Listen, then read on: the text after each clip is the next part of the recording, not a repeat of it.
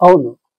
మార్చి 1 తారీఖు శనివారం రామకృష్ణ పరమహంస జయంతి అనే విషయం చాలా మందికి తెలియచ్చు. ఒకవేళ తెలియకపోయినా అదేంటి అనేది మనం ఇప్పుడు ఎలాగో చెప్పుకుంటాం. అయితే ఇక్కడ రామకృష్ణ పరమహంస జయంతిని ఎలా చేసుకోవాలి అనేది మీరు అడుగుతున్నది.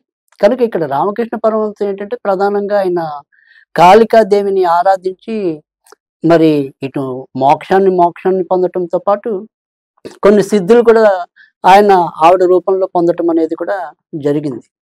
కనుక రామకృష్ణ పరమహంస జీవితం అనేది మనకి ముఖ్యంగా ఈ కాళికా భక్తులందరికీ కూడా చాలా అనుసరణీయం, ఆదర్శనీయం కూడా.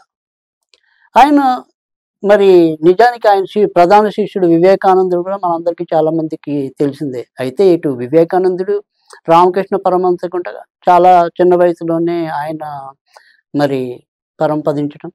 తర్వాత ఇక్కడ రామకృష్ణ పరమహంస కూడా చెప్పాలంటే గనక గట్టిగా 50 ఏళ్ళు మించి ఆయన మరి జీవించి ఉండలేదు. సో, ఇక్కడ మరి ఆయన 1936 ఫిబ్రవరి 18న అంటే తేదీల ప్రకారం అయితే గనక ఫిబ్రవరి 18న ఆయన వెస్ట్ బెంగాల్‌లో జన్మించడం అనేది జరిగింది. ఇంచుమించుగా మరి 1986 ఆగస్టు 16న ఆయన సమాధి చెందడం అనేది జరిగింది. అంటే ఇంచుమించుగా ఈ 50 ఏళ్ళు ఆయన బతికారు. ఇక్కడ రామకృష్ణ పరమహంస మరి కాళికా దేవిని పూజించి తరించిన వాళ్ళలో అగ్రగణ్యుడు. మరి రామకృష్ణ జీవితం అంతా కూడా మరి అటు ఆయన సహధర్మచారిణి శారదామాత అయితేనేమి, ముఖ్య శిష్యుడు వివేకానందుడు అయితేనేమి, వీళ్ళందరూ కూడా మరి హిందూ ధర్మాన్ని అనేక రకాలుగా వ్యాప్తి చేసిన వాళ్ళు. ఆ పరంపరని కొనసాగించిన వాళ్ళు. కనుక వాళ్ళని తలుచుకోవటం అనేది కూడా మనకి చాలా ఉత్తమమైనది, శ్రేయోదాయకమైనది కూడా అవుతుందంటల్లో కూడా ఎలాంటి సందేహం కూడా లేదు. అయితే ఇక్కడ తిథుల ప్రకారం ఏంటంటే ఆయన పాల్గొన శుద్ధ విదియ నాడు అంటే ఇప్పుడు ఈ సంవత్సరం మరి మార్చి 1 తారీఖు శనివారం నాడు వచ్చింది. ఇక్కడ శనివారం రావటం అనేది మనకి ఒక కాళికాదేవిని ఆరాధించటికి చాలా విశిష్టమైనది. ఎందుకంటే ఇప్పుడు ఆయన రూపేణా మనకి కాళికాదేవి యొక్క స్వరూపము అనేది ముఖ్యంగా దక్షిణ కాళేశ్వరముగా ఆయన అక్కడ ఆవిడని ఎక్కువగా పూజించడం అనేది కూడా జరిగింది. కనుక ఈరోజు మనం ఏదైనా సరే ఎప్పుడు కూడా ప్రతిసారి మనం ఏవైతే కొన్ని దోష పరిహారాలు లేదా వారికి జీవితంలో ఎదురయ్యే సమస్యల పరిష్కారాలు ఇలాంటి వాటికి ఏది తేలిగ్గా ఉంటుందో, ఏది ఉత్తమంగా ఉంటుందో అలాంటి వాటిని మనం అందించే ప్రయత్నం చేస్తూ వస్తున్నాం. ఇప్పుడు మరి రామకృష్ణ పరమహంస జీవితంలో మనకి నేర్పేది ఏంటి అంటే కాళికాదేవి యొక్క ఆరాధన. కనుక ఇది శనివారం నాడు అంటే శనివారం నాడు ఎప్పుడైనా సరే కాళికాదేవిని ఆరాధించడానికి కానీ, కాలభైరవుడిని ఆరాధించడం కానీ చాలా ఉత్తమమైన ఫలితాలు ఇస్తుందని చెప్పడంలో కూడా ఎలాంటి సందేహం కూడా లేదు. కనుక మనం ఈరోజు ఏదైనా సరే ఒక రెమెడీ అనేది చెప్పుకుంటే గనక అటు కాళికాదేవికి సంబంధించి చెప్పుకుంటే మరి అటు రామకృష్ణ పరమహంస ఆశీస్సులు కూడా మన ప్రేక్షకులందరికీ కూడా లభిస్తాయి అనేది ఒక ఆశ, ఆకాంక్ష.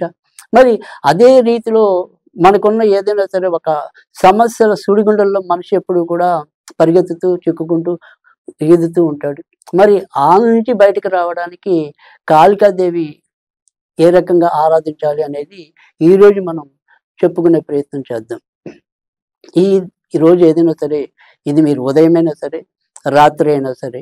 అయితే ఉదయం కన్నా కూడా ఎప్పుడైనా సరే ఈ కాళికాదేవిని గానీ, కాలభైరవుడు గానీ, ఇతరత్ర ఉగ్రదేవతలు ఎవరినైనా సరే రాత్రిపూట ఆరాధించడం వల్ల మరిన్ని ఉత్తమ ఫలితాలు పొందడానికి కూడా ఆస్కారం ఉంటుంది.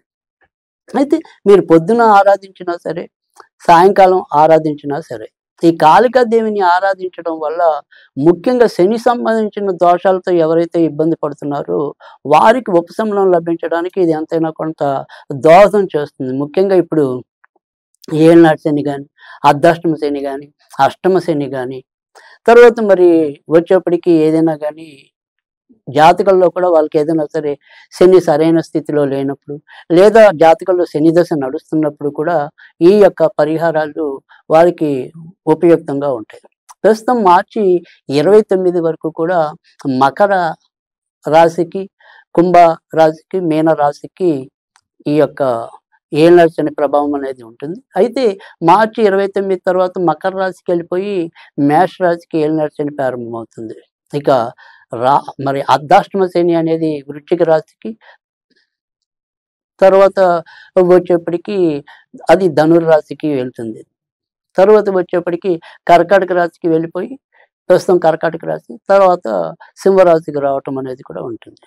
కనుక ఏదైనప్పటికీ కూడా ఈ శనిల యొక్క ప్రభావాన్ని తగ్గించుకోవడానికి కూడా కాళికా కాల భైరవుల యొక్క ఆరాధన అనేది చాలా ఉపయుక్తంగా ఉంటుంది.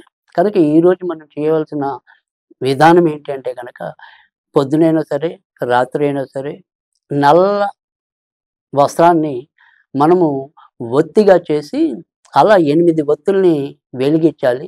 నువ్వుల నూనెతో మనము కాళికాదేవికి, లేదా కాళికాదేవి ఫోటో మన ఇంట్లో అరుదుగా ఉంటుంది, చాలామంది ఇళ్లలో ఉండకపోవచ్చు.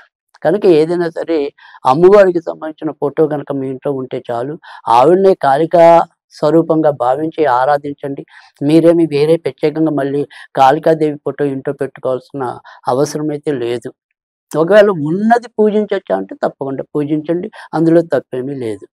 కనుక ఈ కాళికాదేవిని మనం ఏదైనప్పటికీ ఇందాక చెప్పినట్టుగా ఒక 2 కుందుల్లో 4 ఒత్తులు వేసినా సరే, లేదా ఒకే కుందిలో 8 ఒత్తులు వేసినా సరే, 8 ఒత్తులు అనేది ముఖ్యం. అలాగే 8 ఒత్తులు కూడా నల్ల వస్త్రంతో ఒత్తిగా చేసి మనము దాన్ని దీపంగా వెలిగించవలసి ఉంటుంది. తరువాత ఆవిడ యొక్క మంత్రం ఏవైతే ఉంటుందో ఓం క్లీం కాళికాయై నమః, ఓం క్లీం కాళికాయై నమః, ఓం క్లీం కాళికాయై నమః. ఇది 108 సార్లు చదువుకోవాలి. ఆ తర్వాత గనక మీకు ఏదైనా సరే నల్ల ద్రాక్ష దొరికితే గనక నల్ల ద్రాక్ష నివేదన చేయండి. ఒకవేళ నల్ల ద్రాక్ష గనక దొరక్కపోతే గనక మీరు పొంగలిలో కొద్దిగా మిరియాలు వేసి ఉడికిచ్చి ఈ పొంగల్ని నివేదన చేయండి. అయితే ఇక్కడ మీరు పొంగల్ నివేదన చేసినప్పుడు మటుకు తప్పకుండా దాంట్లో మిరియం గింజలు అనేది చేర్చాలి. అదొక్కటి గుర్తుంచుకోండి.